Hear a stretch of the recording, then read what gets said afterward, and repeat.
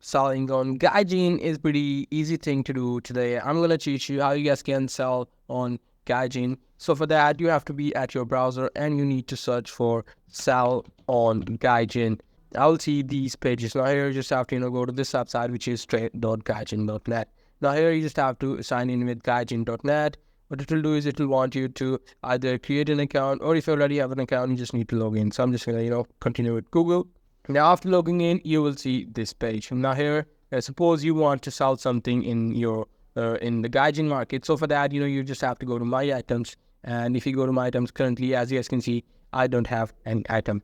And in your item, you can see an option for you want to sell it or not. So you just need to turn on that you want to sell it. So what it will do is it will make your product publish to the market, and anyone who sees your product can give you an offer, or he can buy. You just need to list the amount as well. So that's pretty much it. That's how you guys can sell on Gaijin. Hope you guys find this video helpful.